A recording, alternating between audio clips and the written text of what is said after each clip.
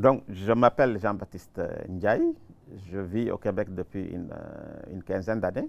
J'ai beaucoup évolué dans le milieu de la coopération internationale comme formateur ou comme consultant dans pas mal d'organismes. Aujourd'hui, je travaille avec EduConnexion, qui est un organisme de formation et de sensibilisation.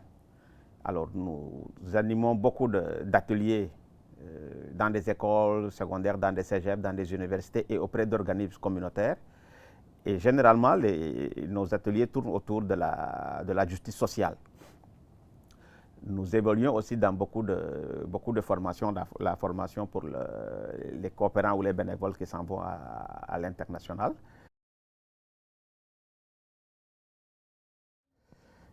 Alors, quand on parle de choc de retour, on parle de choc qui concerne généralement les personnes qui reviennent d'un long séjour à l'étranger. Alors, les personnes qui quittent leur pays pour aller faire une immersion culturelle dans un autre pays font des découvertes extérieures, mais aussi des découvertes intérieures.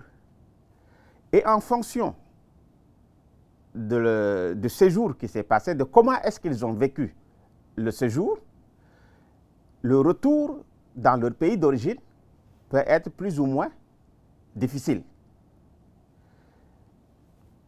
Et peut nécessiter aussi une phase de réadaptation.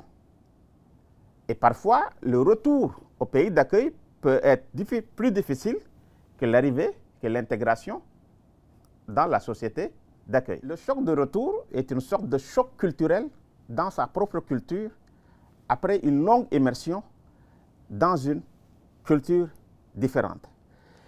Les choses qui jusque-là nous ont toujours paru normales dans notre société, parce que c'est les choses qu'on a toujours connues, deviennent plus ou moins anormales ou deviennent bizarres après qu'on ait découvert autre chose.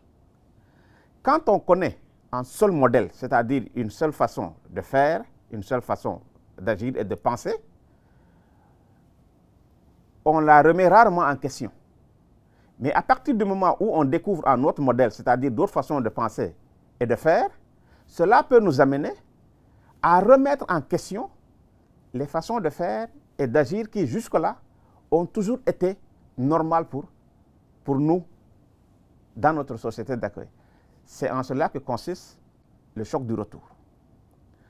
Les différentes manifestations du choc du retour, tout comme pour le choc culturel, varient d'une personne à une autre en fonction des valeurs de chacun et en fonction de ce qu'on a vécu dans la société qu'on vient de quitter. Ça peut être les rapports sociaux. Par exemple, on vit dans une culture. Par exemple, on a fait un long séjour dans une culture où tout le monde se disait bonjour dans le milieu dans lequel on habitait et on revient dans une grande ville et on retombe dans l'anonymat. Donc, ça peut être le rapport au temps aussi, le rapport à la productivité, parce que dans beaucoup de cultures dans lesquelles nous allons faire des programmes de volontariat international, le rapport à la productivité est moins le même que dans notre culture ici au Québec. Ça peut être aussi le rapport à la société versus l'individualisme versus la vie en groupe.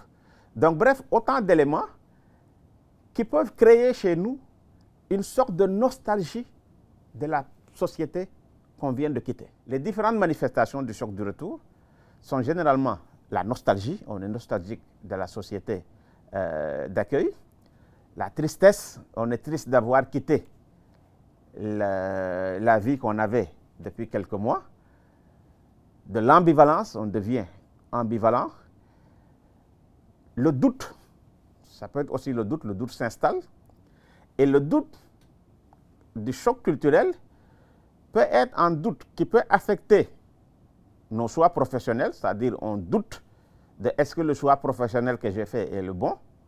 On peut même douter de nos relations sociales. Est-ce que mes amis sont les bons? Est-ce que mon partenaire me convient réellement?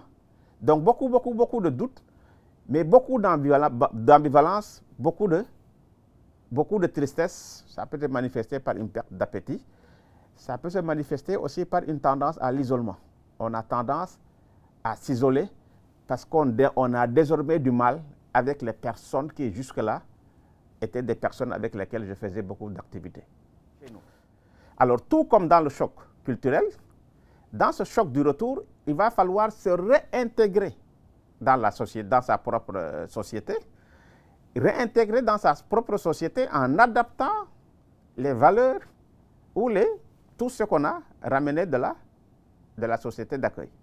Et cette phase de réintégration, plus vite elle arrive, mieux c'est.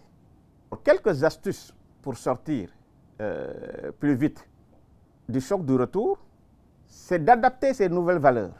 Ça pourrait avant tout. Les valeurs qu'on ramène d'une société dans une autre, on ne peut pas les copier et coller. À titre d'exemple, quand on vit dans une société où tout le monde se dit bonjour dans la rue, on ne peut pas revenir au Québec et dire bonjour à tout le monde dans le métro. Adapter ces nouvelles valeurs, se donner du temps d'atterrir. Parce que la période peut plus ou moins être longue. Quand on revient de ce genre de voyage et qu'on doit reprendre une activité dès le lendemain, ça se peut que ce ne soit pas très facile. Avoir des plans aussi. Avoir des plans dans la mesure où, quand on revient de ce genre de voyage et qu'on vit une période plus ou moins difficile, ce n'est pas toujours le meilleur moment pour se trouver une nouvelle activité, c'est-à-dire pour aller faire une recherche d'emploi, ainsi de suite. Et quand on n'a pas de plan devant nous, ça se peut qu'on tombe dans une tristesse, ou on tombe dans une certaine marginalité, ou on tombe dans un certain isolement.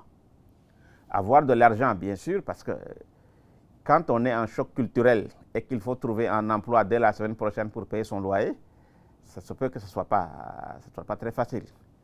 Se donner du temps, redécouvrir notre pays, redécouvrir sa ville, son pays, sa région, faire un petit voyage dans sa région. Mais surtout, adapter ces nouvelles valeurs. Et parler de notre expérience à des gens qui s'y intéressent.